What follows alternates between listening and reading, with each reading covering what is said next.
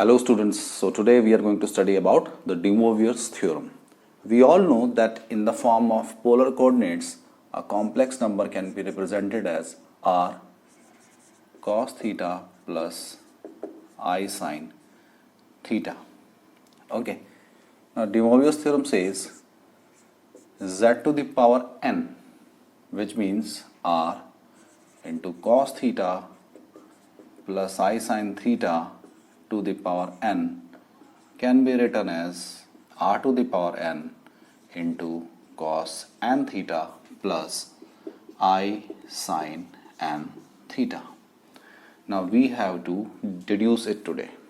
Okay, so here is the proof. See, suppose we have a complex number z1 which is equal to r cos theta 1 plus I sin theta 1, or we should say r1. Another complex number, say it is r2 cos theta 2 plus I sin theta 2.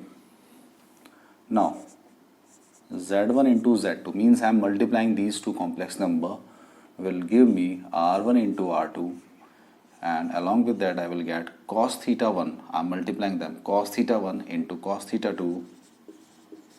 Now plus iota means it will give you iota square means minus 1, means it will be sin theta 1 into sin theta 2. And along with that, when I will multiply this cos theta 1 with this iota sin theta 2, it will give me plus iota cos theta 1 into sin theta 2. Similarly, when this iota sin theta 1 will be multiplied with cos theta 2, it will give me plus iota cos theta 2 into sin theta 1. Now you all can see that this is the formula for cos theta 1 plus theta 2, and this is the formula for iota sin theta 1 plus theta 2. Okay. Similarly, if you are going to multiply, say, three complex numbers z1, z2, z3, so the result can be written as r1, r2 into r3, and along with that it will be cos theta 1 plus theta 2 plus theta 3 plus iota sin theta 1 plus theta 2 plus theta 3, where I am assuming that my complex number z3 is r3 cos theta 3 plus iota sin theta 3. Okay. Similarly, in this way, if I am multiplying n complex numbers, the result will be r1 into r2 into r3 till rn, and along with that cos theta 1 plus theta 2 plus theta 3 till theta n plus iota sin theta 1 plus theta 2 plus theta 3 till theta n. Okay. Now suppose instead of having z1, z2, z3, I have to multiply z to the power n. Means I am going to multiply z, the same complex number r cos theta plus I sin theta n times. Now what will happen? We can use this result to get the result for z to the power n. Z to the power n means r cos theta plus I sin theta whole to the power n. Okay. So that will be equal to, in that case, r into r n times, and along with that in the bracket it will be cos theta plus theta plus theta n terms plus iota sin theta plus theta n terms, which as a result will give you r to the power n, and along with that in the bracket you will get cos n theta plus iota sin theta. So this is the result which was required, that z to the power n means r into cos theta plus iota sin theta to the power n, that can be written as r to the power n, and in bracket cos n theta plus iota sin n theta. Now this is something to which we call the De Moivre's theorem. So now the concept of De Moivre's theorem is clear. Now the topic is nth roots of unity. But before that, I would like to explain you something related to De Moivre's theorem only. Suppose the power of the complex number is in the form of a fraction, p by q form. Okay. In that case, if your complex number is, for sometimes let us assume that r is 1. Okay. So cos theta plus iota sin theta to the power p by q. Now we all know that cos and sin, they are the periodic functions with a period of 2 pi. Means, I would like to explain you a little bit about it. Suppose we have a complex number over here, and if it is making an angle theta with the positive direction of x-axis. Okay. Now if we are rotating and again we are coming to the same position, the angle formed with the positive direction of x-axis can be expressed as 2 pi plus theta.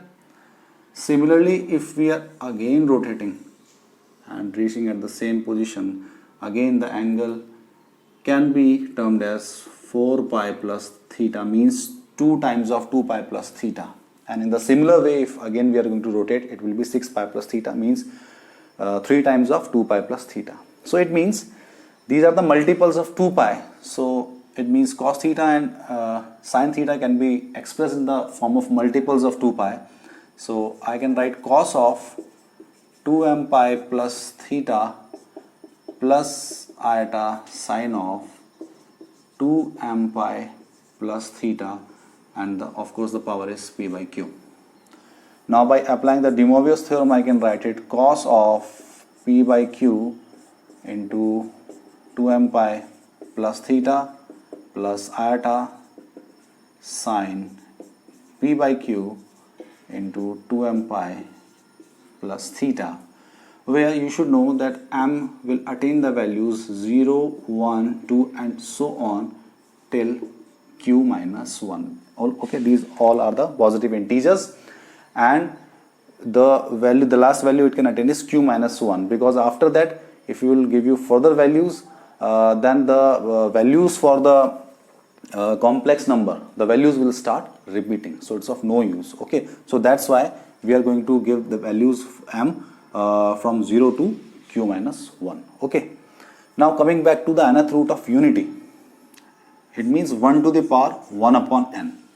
Now it can be written as cos of 0 plus iota sin 0 to the power 1 upon n, and if I wish to generalize it, I can write cos of 2m pi plus 0 plus iota sin 2m pi plus 0 and whole to the power 1 upon n, which can be written as cos of 2m pi by n plus iota sin 2m pi by n, where m is from 0 to n minus 1. Okay, to understand it in a better way, I am taking an example. Suppose I have 1 to the power 1 upon 3, means cube root of unity. We all know about it, that is omega, omega square and 1. So we are going to reduce it from here. So it will be cos of 0 plus iota sin 0 to the power 1 upon 3. Okay, so when I am using this concept, it can be written as, I am writing it directly now, 2m pi by 3. Okay, because here n is 3 plus iota sin 2m pi by 3. Now here m will be 0, 1 and 2, because in place of n we have 3. Now for m is equal to 0, let us check the value. It will be cos of 0 plus iota sin 0, means it will be equal to 1.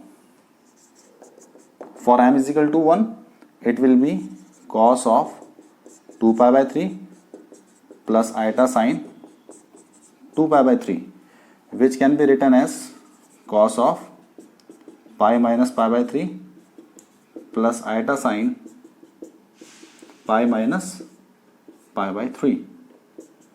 Going to the second quadrant, it will give you the value as minus 1 upon 2 plus iota root 3 upon 2, to which for some time I can write omega. Similarly, for m is equal to 2, it will be cos of 4 pi by 3 plus iota sine 4 pi by 3, which can be written as cos of pi plus pi by 3 plus iota sine pi plus pi by 3. So going to the third quadrant, the value will be minus 1 upon 2 minus iota root 3 upon 2, which can be written as omega square. So these are the three cube roots of unity: 1, omega and omega square. So in this way, you can utilize the De Moivre's theorem and can easily find out the nth root of unity. So students, till now we have discussed about the De Moivre's theorem and nth roots of unity. Now I am going to discuss about Euler's formula. The Euler's formula says that e to the power iota x is equal to cos x plus iota sin x.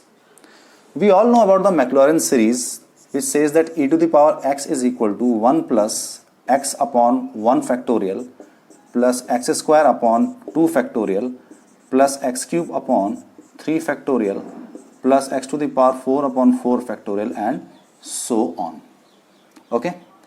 Now if instead of x I am writing iota x as the power of e, so this series can be written as 1 plus iota x upon 1 factorial plus iota x to the power 2 upon 2 factorial plus iota x to the power 3 upon 3 factorial plus iota x to the power 4 upon 4 factorial. One more time I am going to write iota x to the power 5 upon 5 factorial and so on. Now it is 1 plus iota x upon 1 factorial, and this can be written as minus x square upon 2 factorial. Similarly here it can be written as minus iota x cube upon 3 factorial. Now here it will be plus x to the power 4 upon 4 factorial, and this will be giving us plus x to the power 5 upon 5 factorial with an iota and so on. Okay. Now if I am separating the real terms and the imaginary ones, so I can write this thing as 1 minus x square upon 2 factorial plus x to the power 4 upon 4 factorial and so on, plus iota, it can be written as x upon 1 factorial minus x cube upon 3 factorial plus x to the power 5 upon 5 factorial and so on. Now we all know that this is the series, the Maclaurin series for cos x, and this one is for sin x, which means that e to the power iota x can be expressed as cos x plus iota of sin x. So this is something to which we call the Euler's formula, which is very important in the concept of complex analysis or complex numbers. So my dear students, if you feel that the video was interesting, you have learned something, so please do like my video, share it as much as you can, and please subscribe my channel by just clicking the bell icon. Thank you.